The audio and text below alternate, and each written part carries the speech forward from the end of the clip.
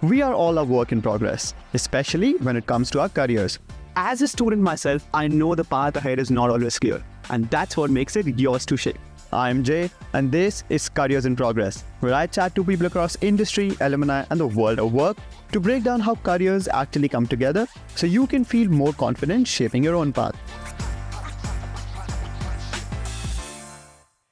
What if I tell you the best start to your career is not always in a big city, but a couple of hours away? In today's episode, we are unpacking what living and working in a regional area can really look like, from settling in to building your career. We are joined by Abdul Naeem, who's working as a senior project engineer and compliance officer with East Gippsland Shire Council. He's also a Deakin alumni and a former Vice Chancellor scholarship recipient. Abdul, welcome to Careers in Progress. I'm super keen to unpack your journey. Thank you for having me. It's been a pleasure. Now, we love starting this on a slightly different note with our guest. Tell me something, what feels like a work in progress in your life or career? Well, that's a good question. I guess I'll cover both of them. When it comes to work, I'm really keen on working on my people management skills, leadership skills, because I need a lot of them in my current position, where I manage a big team, and also my project management skills within the civil engineering space. So that is an organic process which I'll have to go through over time, and it doesn't come to you over a couple of months. It takes years. So that's a work in progress, and I'm really keen to polish those skills. And when it comes to a work in progress within my life space, I'm in a very different space from where I was 1 or 2 years ago. I have finished my studies, have got a stable job, have settled into this whole new country. Ticked a lot of boxes. So I guess a work in progress for me in that space is now starting a family. So yeah, working on both of them in parallel. That is amazing. Sounds like Australia has started feeling like home for you now. Yes, definitely. Now, you've got this epic role at the moment, but I'm super keen to understand how you've landed here. Like, take us back to the young Abdul, back in the school. And I promise I wasn't spying on your life, but can I assume your favorite subject was physics? Definitely. It was physics and math both. Yeah. So that was a coincidence. It wasn't planned. Yeah. From the very start, I was very inclined towards more so maths, and physics was a complementary subject because physics does involve a lot of calculations and those aspects of this subject. So from the very start, I was very interested in these two subjects and then associated subjects. And coming from a South Asian culture, so I'm from Pakistan. In those cultures, generally, there's this culture of following into the footsteps of your family. So I was a bit different in that sense. I come from a family of medical doctors. My father and mother both were doctors. And generally in that culture, there's a lot of pressure to follow that same career line because it's much more convenient. You've got that support, your father's network, your mother's network. Even my siblings are doing that. But I was very different in that space. I wanted to follow something which I was passionate about, which was engineering. And I knew I had to do it from scratch without any support. And I'm really glad I chose that pathway because initially there was a lot of struggle there, but I've come a very long way in that space and I really enjoy what I do. Your parents were supportive of your decision? Definitely, yeah. My father was like, just do what you like because I don't want you blaming me in the future. Oh, yeah. That is amazing. Yeah. Now, I found out in LinkedIn, you started building your career back in Pakistan and you were already employed in the engineering industry.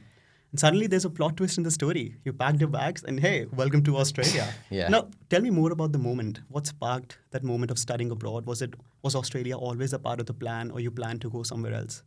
It wasn't always part of the plan, but it came to me when I started working. So I was very lucky and privileged that I studied from the top engineering university of my country, Pakistan, called as National University of Sciences and Technology, or NUST.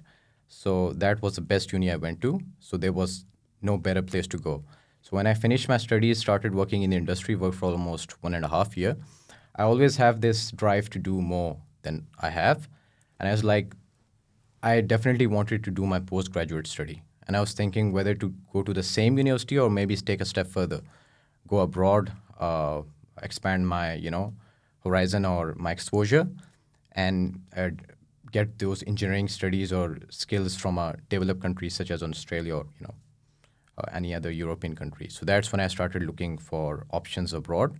And I eventually, after a lot of research, I came to the conclusion that Australia was a good option for me to pursue my master's and my further studies. At that point, I had not decided to stay in Australia, but just from a study perspective, I knew I wanted to go abroad. So I would assume kind of the inspiration for the same would have come from any of the family members or the cousins that you have in your family. No. None no, of them moved no. abroad? No. My family are strictly staying back in Pakistan, in the country. None of my siblings or other people, they lived abroad. So it was a difficult move in that sense that I had no support in that space and no one for guidance. So it was a totally solo journey. It obviously you took the leap first in the family to be doing things. So when you were choosing the university, well, we're well aware you're a Deakin alumni now, but what was in your mind when you were accepting the offers, and what all did you think of, studying in? And specifically, I'm really keen to know about the moment when you check your phone and suddenly there's an email popping up says, "Congratulations, you just won a scholarship." Tell me more about that moment. Well, that was a pretty nice moment, to be honest. uh, uh, well, when I was looking out for universities, I knew a few things before I started my search for postgraduate study that I wanted to study on a scholarship. That was my main aim. And then when I was looking out for countries, Australia, as I mentioned, due to a lot of reasons, that was my aim because of the weather, the engineering industry over here, and a lot of other factors. One of the main factors when I was applying for universities was whether these universities offer scholarships or not. So there were 6 of them, which I had applied to, and I received offer from 2 of those universities, so which was Deakin and University of Western Sydney. So at the end, it came down to choosing between these 2 universities, and Deakin won by a very significant margin. Obviously, because the construction management faculty here was extremely competent. They were very, very good because I was looking at them, the professors, the profiles, and everything. And also because I was more inclined towards studying in Geelong, a regional town, rather than a metropolitan area such as Sydney. At that point, I just had landed my second job in Pakistan, and which was a very big jump from my first job. So I was already settling into that second job. It had just been 1 month, and I got the email. And I couldn't, I was pretty surprised. I'm very happy. And it was a mixture of excitement and fear. Yeah. Because I was very happy because this is an opportunity which thousands of students long for, and everyone wants to get it. And I felt very privileged and happy and lucky. But at the same time, the fear of uncertainty that I'll have to leave my family, siblings, my close community, such as strong social support, into a new country which I knew nothing about. So it was a big mix of both. It sounds like an emotional roller coaster Yeah, as yeah, well. definitely. Who was the first person you told when you got the email? Was it your friend, family member? So when I got the email, I still remember it was 10 a.m. in the morning. And the moment I saw the email, I just went out of the office. I started calling my father because I'm really close with him. And his assistant picked up. He was in surgery, so he was performing a surgery. So obviously he couldn't take the phone. And I told his assistant that just tell him to call me back ASAP. The moment he comes, he's available. And he called me back in an hour when he was out of surgery. And I just told him, gave him the news. He's very happy. And he was also extremely happy, but at the same time a bit he was mixed because this was a news that his son was going away. Yeah. So he was happy and, sad both. But obviously a father always wants his son to, be successful. So yeah, it was a really nice feeling. I love how you're telling me the entire timeline. So now at this point, I can assume you've accepted the offer for Geelong. Yeah. And it's time to just probably get going, and you're moving to Geelong now. But tell me what was going through your head, because it seems like you were pretty clear with your goal that Geelong would be the place, regional Australia would be the place you want to move. Because it's so funny if I tell you an incident from my life. So I was talking to a couple of people on Instagram, a very close friend of mine, and it was a topic about living in a regional area in Australia. And he asked me a question, and I was so surprised. I'm like, what do people even think about it? He said, do they have trains and buses in regional areas? And I said, what do you think of it? It is literally a city. It's just less populated.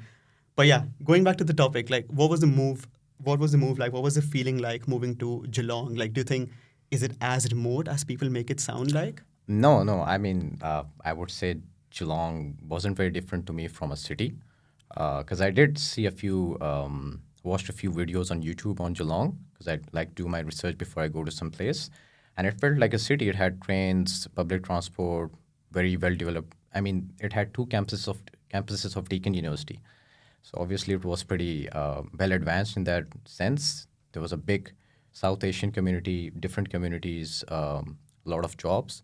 So I had no concern in that space whatsoever. And also the fact that it's just 1 hour away from Melbourne, I knew it was pretty well advanced and developed in that sense. So those preconceived notions, which I suppose some other students have, I did not have any of them. I suppose the only concerns for me was how I was going to assimilate or integrate into this new town and find my way through it. Seems like you were well prepared and well planned about it.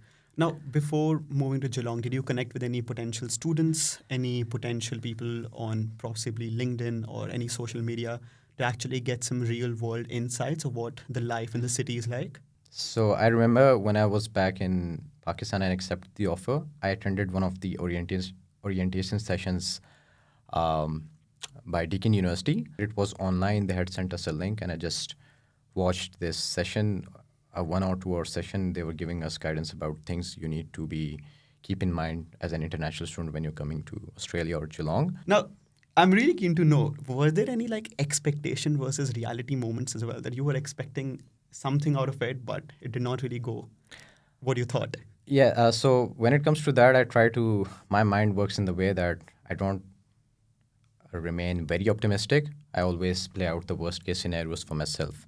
So my expectation was that I was going to go through a very tough time, settling into a new country. I didn't know how to cook. I wasn't very good with, surviving 100% on my own. I had to find jobs. I had to go through a lot of, flexibility, learn a new culture, language, and everything. And I also was expecting to get a lot of exposure in all senses, socially, academically, culturally, in many senses. So those were my expectations, and that did translate into reality. I wasn't being naive. I wasn't expecting this to be an easy journey. So the fact that I kept my expectations realistic really helped me when I came here. That I didn't experience something out of the ordinary. I did experience a lot of tough times, to be honest. It was a tumultuous process, but yeah, I went through it. Somebody who is, listening to this podcast and is considering Geelong, any tips and tricks that helped you? Yes, I mean, I won't call it easy, but at the same time, being prepared, because I like to plan a lot, also helped me navigate through it. So I have a habit of keeping notes or taking notes whenever something comes to my mind. So before coming to Australia, I had this whole notepad in my phone, and I had a long list. Like, the moment I land, I have to make a bank account. I need to find the shopping centers, get a license, start applying for it. So I drafted this whole list for myself of all the possible things I need to be aware of when I move to a new country. So I was just taking them as I go. And I suppose one of the most stressful situations or things for me while coming to Geelong was finding a job, because it was a matter of finances. I wanted to be, I couldn't just rely on that initial cash I had here. It was running dry. And getting the job wasn't easy, to be honest, because initially when I came here, I just started applying to these different jobs through Seek, Indeed, and these different platforms. And it wasn't working out. I'm pretty sure I had applied for more than 100. And after the first week, I knew this isn't going to work out. So I just printed out my resumes, a lot of them, and I just started walking into these different places, shopping centers, restaurants, and everything. Started handing my resumes everywhere. Like, hey, bro, yeah, this is me looking for a job. And I had put down everything there. And it was through these walk-ins that I got the kitchen hand job. It wasn't through an online applications, because that gave the restaurant owners an impression that I'm keen to get a job, and that is what they were looking for. So that was my first experience looking out for a job. Yeah. Now that we're talking about the community, was it easy for you to build a community from scratch? Because I'll tell you something, even when I was moving out, the only thought which was in my head was, will I find the people that I can call home? Because there's no family. It's the friends you will meet here. they're there for you in the best and in the worst. So Mhm. what do you think of it? Like, was it easy for you to actually No, find the people? not easy. It was a long process. I had to be very patient through the process, but eventually I did find my people because I suppose one of the benefits, I won't call it a benefit, but it comes with the experience that when you're going through the student experience or the student experience of an international student, you have a lot of people you can relate to, a lot of people who are in the similar situation. And when you're struggling together, you do find those like-minded people. So it was a journey. uh, I wasn't very impatient on it. I knew that it takes time to bond with people, meet them, or develop some contacts. So it was a slow process, and I made this community or this social network, um, over different networking events, different support networks through the university, through the the local communities, clubs at Deakin, the market days, lounge. So there were a lot of those resources I had to refer to and get that community access. So I suppose the orientation days helped really in that sense because I was very active during those orientation sessions, and these sessions gave me those directions where I had to go. So do you Yeah. think sessions like networking, orientation, and obviously talking to people in your class, going to Yes. the lounges, do you Yeah. think that helps you make the most of the student life experience? Hundred Did it percent. help you in your Hundred experience? percent. Because you meet so many people through these different platforms. So the market day, which happens I think once a trimester, and then the Friday Friends, one of those orientation sessions, and you try to meet as many people through these gatherings. I'm glad how you're telling me everything because it feels like it's a mix of everything. Yeah. It's just about putting yourself out there, attending, events, making a broader connection, and Yeah. hence it leads you into the opportunities. Yes, definitely. I'm trying my best to make you nostalgic of your student life. Would you like to take us back in what a day in your life looked like as a student who's working and studying in the Geelong campus? Yeah. To be honest, all four of my trimesters were very different. But I'll walk you through my first trimester because during the course of my 2 years as a Deakin student, I have worked in 7 different jobs.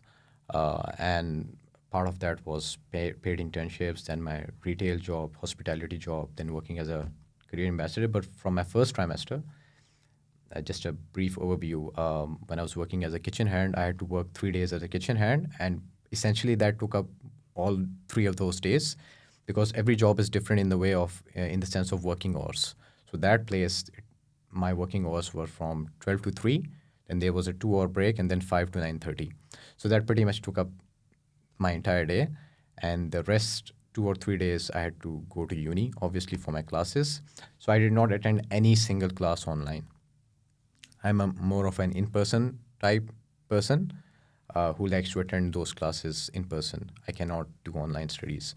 So I regularly used to visit university and then working on those assignments, which is a lot of work to do. And then rest of my time, I tried to just look out for future opportunities. So yeah, just a balance between working, assignments, uni, meeting people, and learning. Yeah. So I think you're pretty, again, very good with managing everything. Yeah. Do you think at any point in time in Geelong, you were doing things that were coming at the cost of your social life, or you were like well aware that how to manage everything properly? Everything, there has to be a compromise on whenever you're trying to achieve goals in your life. There's always going to be parts of your life that will have to be compromised. So I think in the initial, I've always been very active physically, as in my fitness. The first 1 year of my life in Australia, I couldn't focus on that aspect. Technically, it was being automatically addressed in that kitchen hand job, but I couldn't give a lot of time to gym and my fitness routine because I just couldn't. And then at the same time, when I got my internship at Deakin, which was in my second trimester, so I was working the internship, my job, my studies, assignments, and everything. So during that semester, I couldn't meet anyone. There was just no time for me to work, and then I had to also manage my personal religious routine, which was Ramadan. So I was fasting throughout this whole process as well. So it did take a lot of toll on my sometimes my social life, sometimes my health. But yeah, I knew that this was just temporary, and yeah, it's gonna finish. Yeah. I think that's the thing. My parents also, they advise me this, that you do have to make some compromises Yeah. sometimes to get somewhere. So do you think the compromises and the right planning from the start is the reason where you are here today in Yeah, Australia? definitely. Nothing in. I've always been given this ideology from my father because he came from nothing. He worked very hard in his life to get to where he is today, and he always tells me that nothing in life comes easier. So if you want an easy life, don't expect to achieve a lot. So he has always given me this, this lesson or this motivation that you need to sacrifice, make a lot of sacrifices to get ahead of the curve. So yeah, I was prepared for it, and as I'm happy I was prepared for it because it did eventually get to my goals. I can only think of how proud he will be that, he trained you well and now here we are. Yeah. So your current role is based out of Lakes Entrance, is it correct? Yes, correct. It is correct. Imagine going from Western Victoria to now Eastern Yeah. edge of Victoria, possibly I would say poles apart. Yeah. How did that move happen? Like what led to that? Well, it was, to be honest, not an easy move. Even when I was going through the interview process, when came across the opportunity, I just applied for it with the sense that, nah, I'm not going to get it, but might as well. So this is what I do. Whenever I come across an opportunity, even if it doesn't appeal to me, I just go for it. I leave the decision making to whether accept it in the future. So when I applied for it, I was pretty surprised I got invited to the first interview. I was like, I'm not gonna get it, but let's just do the first one. And when I went to the first stage, then came the second stage. So they invited me for an interview to Lakes Entrance, which was a 5-hour drive from Geelong. And my manager, he didn't want to do it in online. So this was sort of good because I, like all people, I did have some concerns about such a regional town, which was 4 hours away from Melbourne, and I did have some preconceived notions that there won't be any facilities or it would be a very small town. So I thought it would be a good opportunity to just visit the town, give the interview, and just see where I'm gonna go. So when I went there, I was pretty impressed that there were all those facilities, all my concerns were addressed, and the interview went on for 1 hour with those 3 panel members from the East Gippsland Council. And I wasn't expecting that as well. Eventually, I got the opportunity, and then I was pretty confused whether I should go for it or not. But I did. I think your professional journey is kind of making me reflect on my individual student experiences. Like obviously, coming from India and starting a new life here as a student. The fact that I chose Deakin University, and obviously there was extensive support in all ways possible into settling into life in Melbourne, where I'm based right now in Australia. But if I talk about more of your professional experience, you're not in student life anymore. It's about moving to a regional area in Victoria purely for professional Yes. experience, which is your work and employment. Now, do you think employers usually tend to offer some support if, let's say, some people are considering, but they have this thing in head that how will I just, get settled over there? So did your employer help you with anything? That's a great question. So when it's a region such as Geelong, it doesn't happen because Geelong is a very well advanced and again a very developed region in that sense. But East Gippsland Council or Lakes Entrance, yes, all the employers over there know that this happens very rarely that people from Geelong, Melbourne move to that region. So my manager actually called me up thrice during that process before movement there that have you secured a residence? Do you want me to look for residence at you? Then the HR reached out to me. They asked me whether if I need any support. They also, by the way, gave me relocation allowance to relocate there. So generally within that region, they do offer support. Varies from employer to employer, but I think most of them do. What about a day in the life right now in the profession that you're involved in, and you call Lakes Entrance you home? Yeah. Because I just looked up on the internet the pictures of Lakes Entrance Yeah. before we started this, and I can only imagine of going there for a vacation because Yeah. I love Melbourne for sure, but sometimes you go to the CBD, the chaos at 4 p.m. I'm like, oh, just take me away from it. But yeah. Coming back, what about a day in your life right now? Yes, pretty rosy, I would say. So now that I've graduated, I've got a stable job and everything. I get a lot of me time in a sense that I get to work on myself. So a day in my life is I go to work 7 to 4 or 8 to 5 or yeah, somewhere around that. After that, I get a lot of access to my gym facilities, swimming pool. There's a lot of facilities over there. Also, no traffic there. I'm really happy about that. There's no commute time because I live literally on a walking distance from my work. So I just walk to work.